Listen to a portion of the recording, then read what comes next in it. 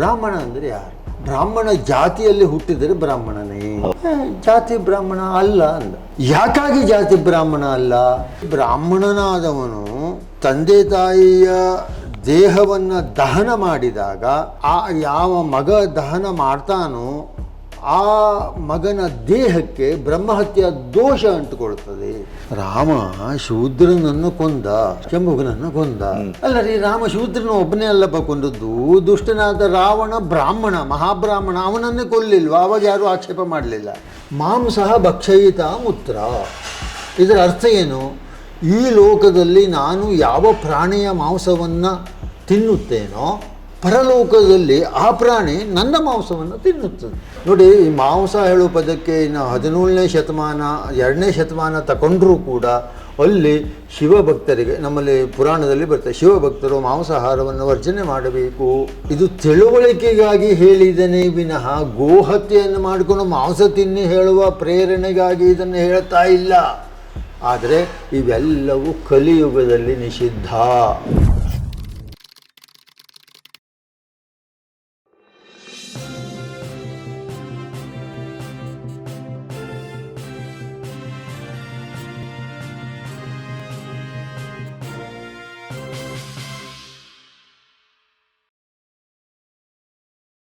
ನಮಗೆ ಈಗ ನೀವು ಹಿಂದೆ ಜಾತಿಯ ವಿಂಗಡಣೆ ಮತ್ತು ವರ್ಣದ ಹಿನ್ನೆಲೆಯಲ್ಲಿ ಮಾತಾಡಿದ್ರಿ. ಹೌದು. ನೀವು ನಿಮ್ಮದೇ ಆದ ರೀತಿ ನೀತಿಗಳಲ್ಲಿ ಅದನ್ನು ಖಂಡರಿಸ್ತಾ ಬಂದ್ರಿ. ಹೌದು. ಈಗ ಜಾತಿ ಅನ್ನೋದು ನಮ್ಮಲ್ಲಿ ಈಗ ಬೇರೆ ಬೇರೆ ಅರ್ಥಗಳಲ್ಲಿ ಅದು ಬಳಕೆ ಆಗ್ತಾ ಇದೆ. ಹೌದು. ಈ ಜಾತ್ಯತೀತತೆ ಅಥವಾ ಜಾತಿ ಅಂತಲೇ ನಾವು ಜಾತ್ಯತೀತ ಅಂತ ಹೇಳ್ಕೊಂಡೆ ಜಾತಿ ಮೂಲವನ್ನೇ ಈಗ ಜಾತಿ ಗಣತಿ ಮಾಡಬೇಕು ಅಂತ ಹೇಳ್ತಾರೆ. ಜಾತಿ ಆಧಾರದಲ್ಲೇ ಸಂಪುಟ ವಿವರಣೆ ಅಥವಾ ಜಾತಿ ಆಧಾರದಲ್ಲೇ ವೋಟಿಂಗು ಇವೆಲ್ಲ ನಡೀತಾ ಇದೆ.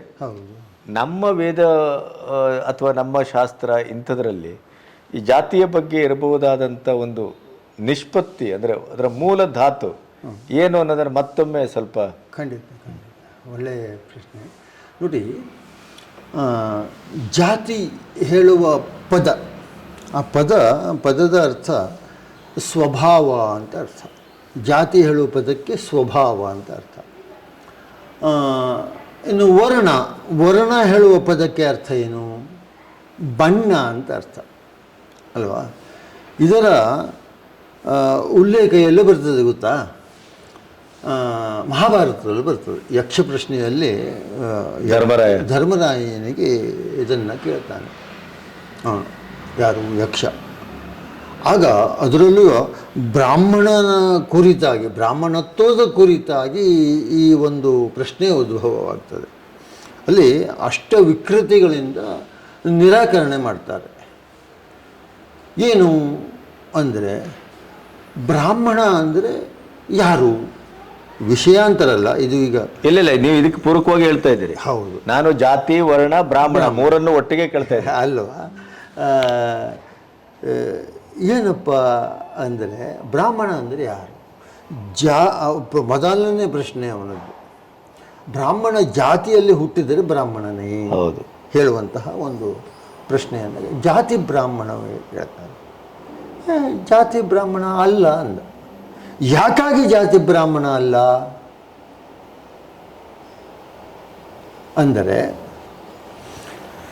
ಯಾವ ವ್ಯಕ್ತಿ ಯಾವ ಸ್ವಭಾವದಿಂದ ಇರ್ತಾನೆ, ಈ ಬ್ರಹ್ಮ ಅಂದರೆ ಸ್ವಭಾವಕ್ಕೆ ಜಾತಿ ಹೇಳ್ದಂಗೆ ಆಯಿತು. ಸ್ವಭಾವ ಯಾರಿಗಿರುವುದಿಲ್ಲ, ಎಲ್ಲವರಿಗೂ ಇರ್ತದೆ. ಹಾಗಾಗಿ ಜಾತಿ ಬ್ರಾಹ್ಮಣ ಅಲ್ಲ. ಹಾಗಾದರೆ ನಿಮ್ಮ ಲೆಕ್ಕದಲ್ಲಿ ಯಾವುದು?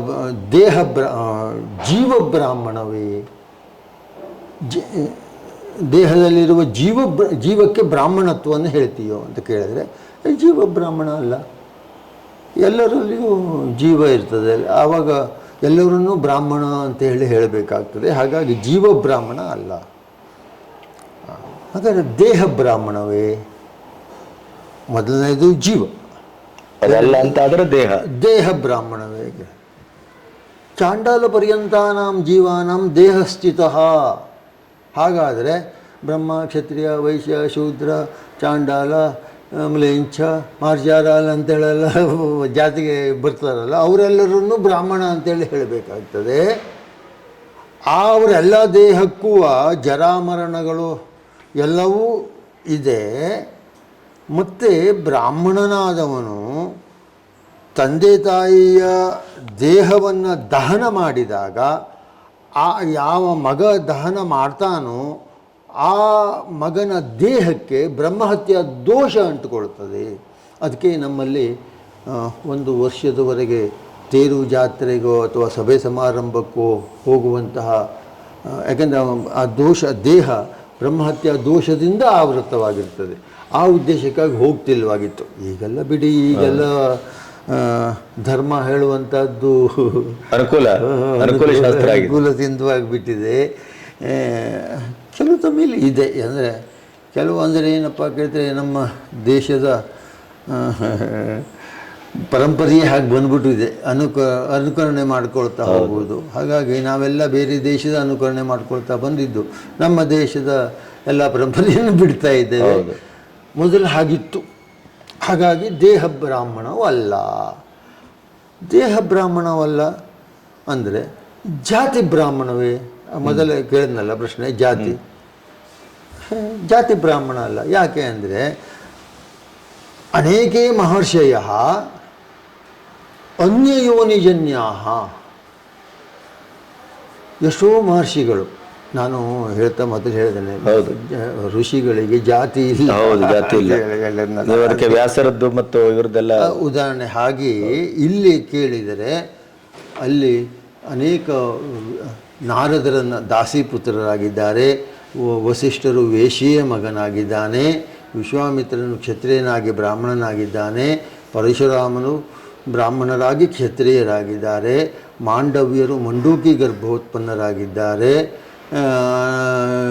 ಶೌನಕರು ಅನೇಕ ಮಹರ್ಷಿಗಳು ಅನ್ಯಯೋನಿಯಲ್ಲಿ ಹುಟ್ಟಿಕೊಂಡು ಋಷಿಗಳಾಗಿದ್ದಾರೆ. ಹಾಗಾಗಿ ಜಾತಿಯೇ ಬ್ರಾಹ್ಮಣ ಅಂತ ಹೇಳಿದ್ರೆ ಅಲ್ಲಿ ಅವ್ಯಾಪ್ತಿ ಅತಿವ್ಯಾಪ್ತಿ ಅಲ್ಲ, ಅಸಂಭವಾದಿ ದೋಷಗಳು ಬರ್ತದೆ. ಜಾತಿ ಬ್ರಾಹ್ಮಣ. ಹಾಗಾದರೆ ವರ್ಣ ಬ್ರಾಹ್ಮಣವೇ? ವರ್ಣ ಅಂದರೆ ಬಣ್ಣ. ಗೊತ್ತಾಯಿತು. ಬಣ್ಣ ಅಂದರೆ ಬ್ರಾಹ್ಮಣರು ಬಿಳಿ ಕೀರ್ತರು, ಕ್ಷತ್ರಿಯರು ಕೆಂಪು ಕೀರ್ತರು, ವೈಶ್ಯರು ಹಳದಿ ಇರ್ತರು, ಶೂದ್ರರು ಕಪ್ಪಿರ್ತರು ಹೇಳುವಂಥ ನಿಯಮ ಇಲ್ಲ. ಎಲ್ಲ ವರ್ಣ ಜಾತಿಯಲ್ಲೂ ಎಲ್ಲ ವರ್ಣದವರು ಹುಟ್ಟಿರ್ತಾರಪ್ಪ. ಹಾಗಾಗಿ ವರ್ಣ ಬ್ರಾಹ್ಮಣ ಅಂದರೆ ಬಣ್ಣ ಬ್ರಾಹ್ಮಣ ಆಗಲಿಕ್ಕೆ ಆಗೋದಿಲ್ಲಲ್ಲ, ಅಲ್ಲ ಅಂತ ನಿರಾಕಾರ ಮಾಡಿದ್ರು. ಹಾಗಾದರೆ ಧರ್ಮ ಬ್ರಾಹ್ಮಣವೇ? ಧರ್ಮ ಬ್ರಾಹ್ಮಣರಿಗೊಂದೇ ಸೀಮಿತ ಅಲ್ಲ, ಎಲ್ಲರಿಗೂ ಅವರದ್ದೇ ಆದ ಧರ್ಮ ಇರ್ತದೆ, ಅವರವ್ರದ್ದೇ ಆದ ಕರ್ಮ ಇರ್ತದಲ್ಲ. ಹಾಗಾದರೆ ಧಾರ್ಮಿಕ್ಯ? ಹಾಗಾದ್ರೆ ಬಾಕಿ ಜಾತಿ ಧಾರ್ಮಿಕೆ ಮಾಡುವವರು ಬ್ರಾಹ್ಮಣರು ಒಬ್ಬರೇಯೋ? ಬಾಕಿ ಬಹಳಷ್ಟು ವಿವರಣೆಗಳಿವೆ, ಸಂಕ್ಷಿಪ್ತವಾಗಿ ಹೇಳಿ. ಅದರ ವಿವರಣೆಯನ್ನು ಮುಂದೆ ಸಮಯ ಬಂದಾಗ ಹೇಳ್ತಾ ಹೋಗುವ. ಧಾರ್ಮಿಕ ಮತ್ತೊಬ್ಬರು ಕನ್ಯಾದಾನಾದಿಗಳನ್ನು ಬಾಕಿ ಎಲ್ಲರೂ ಮಾಡ್ತಾರಲ್ಲ, ಉಪನಯನಾದಿಗಳನ್ನು ಆಯಾ ಕಾಲಕ್ಕೆ ಅನುಗುಣವಾಗಿ ಮಾಡ್ತಾರೆ. ಇಲ್ಲಿ ಒಂದು ನೆನಪಾದವಾಗ ಹೇಳ್ಕೊಳ್ತೇನೆ. ಏನಪ್ಪ ಅಂದರೆ, ರಾಮ ಶೂದ್ರನನ್ನು ಕೊಂದ, ಶಂಭುಕನನ್ನು ಕೊಂದ.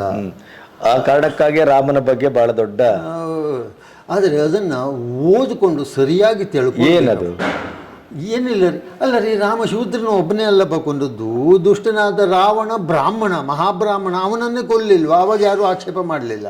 ಇವ ಶೂದ್ರನಾದವನಿಗೆ ಆ ತ್ರೇತಾಯುಗದ ಕಾಲದಲ್ಲಿ ಒಂದು ನಿಯಮವಿರ್ತದೆ. ಏನಪ್ಪ ಅಂದರೆ, ಬ್ರಹ್ಮಕ್ಷತ್ರಿಯ ವೈಶ್ಯರಿಗೆ ಮಾತ್ರ ವೇದದ ಅಧಿಕಾರ ಹೇಳಿರ್ತದೆ. ಆದರೆ ಆ ಯುಗದ ನಿಯಮವನ್ನು ಮೀರಿದಾನೆ. ಜೊತೆಲಿ ಮೀರಿದರೆ ಒಳ್ಳೆಯವನಾದರೆ ಏನೂ ತೊಂದರೆ ಇಲ್ಲಾಗಿತ್ತು. ಅವನಲ್ಲಿ ಹೋಗಿ ಕೇಳ್ತಾನೆ. ಏನಪ್ಪ ಕೇಳಿದರೆ, ದೈವತ್ವಂ ಪ್ರಾರ್ಥೆಯೇ ರಾಮ ದೇವಲೋಕ ಜಿಗೀಷಯ ಅಂತೇಳಿ ಉತ್ತರ ಕೊಡ್ತಾನೆ. ಯಾಕಪ್ಪ ನೀ ತಪಸ್ಸು ಮಾಡ್ತಾ ಇದ್ದೀಯ ಅಂತ ಕೇಳಿದರೆ, ದೈವತ್ವಂ ಪ್ರಾರ್ಥೆಯೇ ರಾಮ, ನಾವು ತಲೆಕೆಳಗಾಗಿ ತಪಸ್ಸು ಮಾಡ್ತಾ ಇರ್ತಾವೆ. ಏನು ಹೇಳ್ತಾನೆ ಅಂದರೆ ದೈವತ್ವದ ಸಾಕ್ಷಾತ್ಕಾರ ಅಂದರೆ ಅವನು ಏನು ಮಾಡಿದ್ದಾನೆ, ಮೂಲದಲ್ಲಿ ಒಂದು ಮನ್ವಂತರದ ಆಯುಷ್ಯವನ್ನು ಕಾಳಿದೇವಿಯನ್ನು ಆರಾಧನೆ ಮಾಡಿ ವರ ಪಡ್ಕೊಂಡಿದ್ದಾನೆ. ಹೌದಾ? ಅದನ್ನು ಪಡ್ಕೊಂಡವ ಈಗ ದೈವತ್ವಂ ಪ್ರಾರ್ಥನೆ ನಾಮ ಅಂದರೆ ದೇವಲೋಕ ಅಂದರೆ ಇಂದ್ರ ಪದವಿಯಿಂದ ಮೇಲಿನ ಪದವಿಯೇ ಈಶ್ವರ ಪಟ್ಟ. ಅರ್ಥಾತ್ ತಾನು ಪಾರ್ವತಿಯ ಗಂಡನಾಗಬೇಕು ಹೇಳ್ದಂಗೆ ಆಯ್ತು ಅವನು. ಅದಕ್ಕೆ ಒಂದು ಚೂರು ಮುಲಾಜಿಲ್ದೇನೆ ರಾಮ ಯಾಕಂದ್ರೆ ಲೋಕ ನಿಯಮಕ್ಕೆ ವಿರುದ್ಧವಾದದ್ದು. ಈಗ ನಮ್ಮಲ್ಲಿ ಇಂಡಿಯನ್ ಪಿಲನ್ ಕೋಡ್ ಇದ್ದಾಗೆ ಅಲ್ವಾ. ಹಾಗಾಗಿ ಅಲ್ಲಿ ಒಂದು ಚೂರು ವಿಚಾರ ಮಾಡ್ದೇನೆ ಅವನ ತಲೆಯನ್ನು ಅಂದ್ರೆ ಲೋಕ ಕಂಟಕ, ಅವನು ಕಂಟಕನಾದಿದ್ದರಿಂದ ಕೊಂದಿದ್ದಾನೆ. ಅಲ್ಲಿ ರಾಮನದೇನು ದೋಷ ಇದೆ ಅಲ್ಲಿ? ಅದರಲ್ಲಿಯೂ ಅವನಾಗಿ ವಿಚಾರ ಅನೇಕ ಮಂದಿ ಋಷಿಗಳ ನಾರದರ ಸಲಹೆ ಮೇಲೆ ಹೋಗಿ ಅವನನ್ನು ನಾಶ ಮತ್ತು ಬ್ರಾಹ್ಮಣನ ಹುಡುಗನನ್ನ ಜೀವನ ಉತ್ತರ ರಾಮಚರಿತೆಯಲ್ಲಿ ಇದರ ಸಂಪೂರ್ಣ ವಿವರಗಳು ಬರ್ತದೆ. ಅದ್ರ ಸರಿಯಾಗಿ ನೋಡಿಕೊಂಡು ತಿಳ್ಕೊಂಡು ನಾವು ಆದರೆ ಕೇವಲ ಅವ ಶೂದ್ರ ಅನ್ನುವ ಕಾರಣಕ್ಕಾಗಿ ಅವನನ್ನು ವಧೆ ಮಾಡಿದ್ದಲ್ಲ. ಅಲ್ಲ ಅಲ್ಲ, ಮತ್ತೆ ವಧಿಸಿದವನು ಬ್ರಾಹ್ಮಣ ಅಲ್ಲ, ರಾಮ ಕ್ಷತ್ರಿಯ. ಮತ್ತೆ ರಾಮನ ಅಂದ್ರೆ ಅವನ ಕರ್ತವ್ಯವನ್ನು ನಾವು ಪಾಲನೆ ಮಾಡಿದ್ದಾನೆ.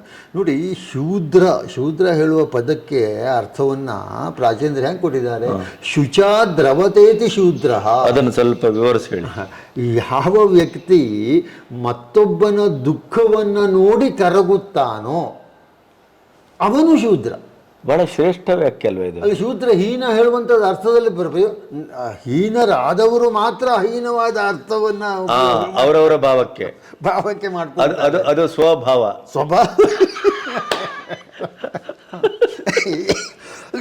ಹೀಗಾಗಿ ಅಲ್ಲಿ ಶೂದ್ರರು ಬ್ರಾಹ್ಮಣರ ಮೊದಲನೇ ಕಾಲದಲ್ಲಿ ಅಡುಗೆಯನ್ನು ಮಾಡುವವರೇ ಶೂದ್ರರಾಗಿದ್ದರು. ಬ್ರಾಹ್ಮಣ ಕ್ಷತ್ರಿಯ ವೈಶ್ಯರ ಮನೆಯಲ್ಲಿ ಅಡುಗೆಯನ್ನು ಮಾಡುವವರೇ ಶೂದ್ರರು.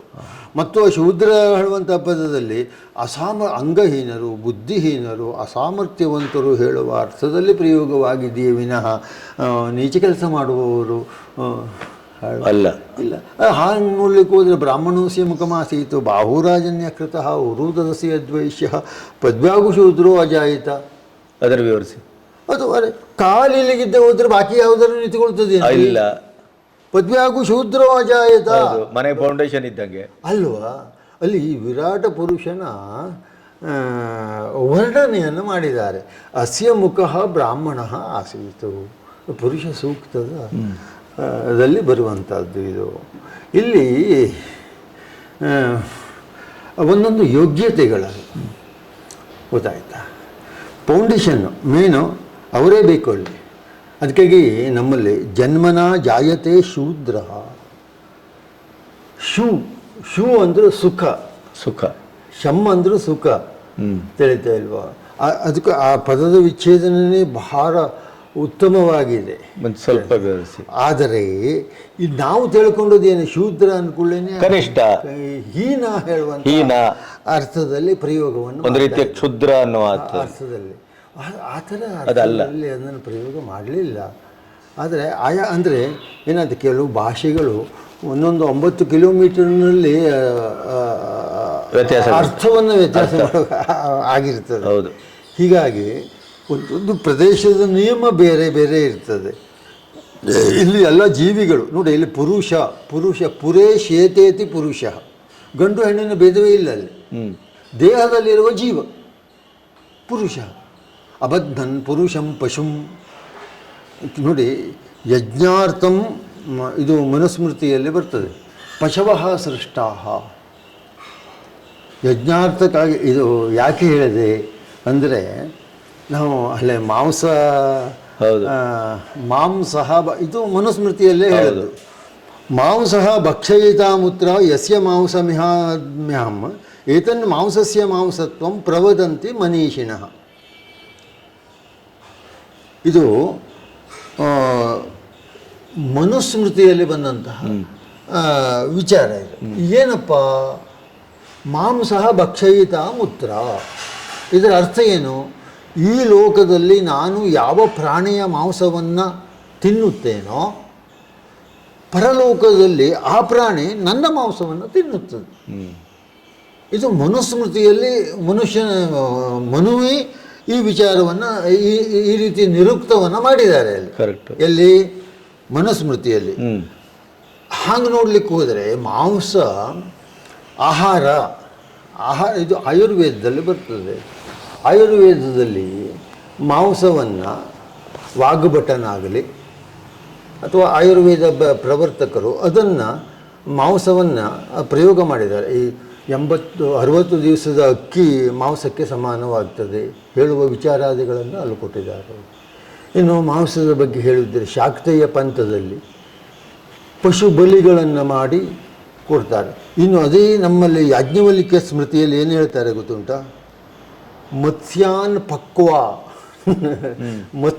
ಪಕ್ವವಾದಂತಹ ಮತ್ಸ್ಯ ಅಂದರೆ ಮೀನು, ಮತ್ಸ್ಯಾನ್ ಪಕ್ವಾನ್ ತಥೈ ಮಾಂಸಾನ್ ಏತಾವದೈವತು ಕೃತಾಕೃತಾಂ ಸಂಡುಲಾಂಶ್ಚ ಫಲೋದನೇನ ಮೇವಚ. ಇದು ಯಾಜ್ಞವಲ್ಕ್ಯ ಸ್ಮೃತಿಯ 1ನೇ ಅಧ್ಯಾಯದ 287ನೇ ಶ್ಲೋಕ ಇದು. ಇದರಲ್ಲಿ ಅವರು ಏನು ಹೇಳಿದ್ದಾರೆ? ಪಕ್ವ ಮೀನು, ಹಲವು ಬಣ್ಣದ ಹೂವು, ಚಂದನಾದಿ ಸುಗಂಧ ದ್ರವ್ಯಗಳು, ಕರಿದ ಪದಾರ್ಥಗಳು, ಸುರೆ. ಗೊತ್ತಾಯ್ತು. ಸುರ ಅಂದರೆ ಇದು ಪುಷ್ಪಂ ಚಿತ್ರಂ ಸುಗಂಧಂಚ ಸುರಾಂಚ ತ್ರಿವಿಧಾಮಪಿ ಮಾಲಕಂ ಪೂರಿಕಾಪೂಪ ತಥೈವ ಉಂಡ್ರೇಸಕ ಸೃಜ ಅಂದರೆ ಇವೆಲ್ಲವೂ ಕೂಡ ದೇವರಿಗೆ ನೈವೇದ್ಯ ಮಾಡುವಂಥದ್ದು. ಇದು ಗಣಪತಿಯ ಪ್ರಕರಣದಲ್ಲಿ ಯಾಜ್ಞವಲ್ಕ್ಯ ಸ್ಮೃತಿಯ 1ನೇ ಅಧ್ಯಾಯದ 287ನೇ ಶ್ಲೋಕ. ಇನ್ನು ಗ್ರಹಶಾಂತಿ ಪ್ರಕರಣದಲ್ಲಿ 304ನೇ ಶ್ಲೋಕ. ಗುಡೋದನಂ ಪಾಯಸಂಚ ಹವಿಷ್ಯಂ ಕ್ಷೀರಪೌಷ್ಟಿಕಂ ದದ್ಯೋದನಂ ಹವಿಶ್ಚೂರ್ಣಂ ಮಾಂಸಂ ಚಿತ್ರಾನ್ನಮೇವಚ. ಮಾಂಸವನ್ನು ಅಲ್ಲಿ ದೇವರಿಗೆ ಸಹ ನೈವೇದ್ಯ ಮಾಡಲಿಕ್ಕೆ ಅವರು ಆಧಾರ ಅಲ್ಲಿ ಅವರು ಹೇಳಿದ್ದಾರೆ. ಹಾಗೆ ಇನ್ನು ಜ್ಯೋತಿಷ್ಯ ಖಗೋಳಶಾಸ್ತ್ರದಲ್ಲಿಯೂ ಕೂಡ ಇದರ ಉಲ್ಲೇಖ ಬಂದಿದೆ. ಅಲ್ಲಿ ದದಿ ಮತ್ತು ಹಾಲು, ದಹನ ಮಾಡಬೇಕಾದಂಥ ಹುಳುಗಳು ತಿಳಿತಾ ಇಲ್ವ, ಇವೆಲ್ಲವೂ ಕೂಡ ಖಗೋಳಶಾಸ್ತ್ರದಲ್ಲಿ ಜ್ಯೋತಿಷ್ಯ ಶಾಸ್ತ್ರದಲ್ಲಿಯೂ ಬಂದಿದೆ. ಶಕ್ತಿವಾದದಲ್ಲಿ ಈಗ ಹೇಳಿದ್ನಲ್ಲ, ಮೀನ, ಮಾಂಸ, ಮದ್ಯ ಇತ್ಯಾದಿಗಳು ಬರ್ತವೆ.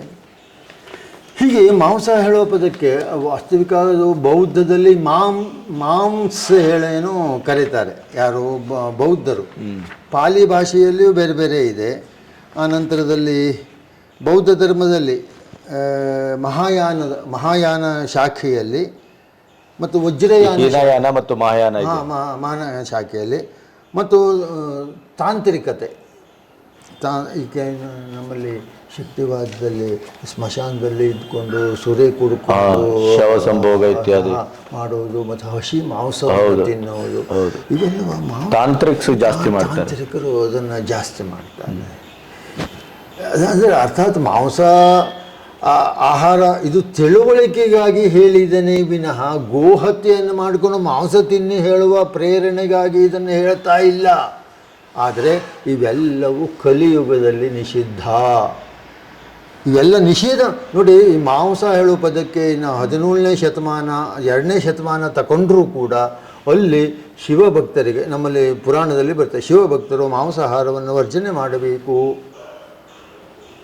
ಇನ್ನು ಮಾಂಸಾಹಾರವನ್ನು ಯಾಕೆ ತಿನ್ನಬೇಕು ಅಂದರೆ ಬುದ್ಧಾವತಾರವಾದದ್ದೇ ಅದಕ್ಕಾಗಿ. ಯಾಕೆ ಗೊತ್ತುಂಟಾ? ಅಲ್ಲಿಗಿದ್ದರೂ ಬುದ್ಧಾವತಾರವನ್ನು ವಿಷ್ಣು ಮಾಡ್ತಾನೇ ಇಲ್ಲಾಗಿತ್ತು. ಬುದ್ಧಾವತಾರವನ್ನು ಮಾಡುವ ಮುಖ್ಯ ಉದ್ದೇಶ ಏನು ಕೇಳಿದ್ರೆ, ವೈದಿಕರ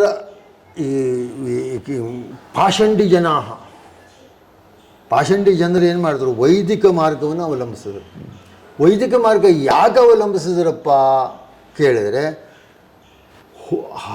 ದೇವತಾ ಪ್ರೀತ್ಯರ್ಥವಾಗಿ ಹವನವನ್ನು ಮಾಡಬೇಕಿತ್ತು.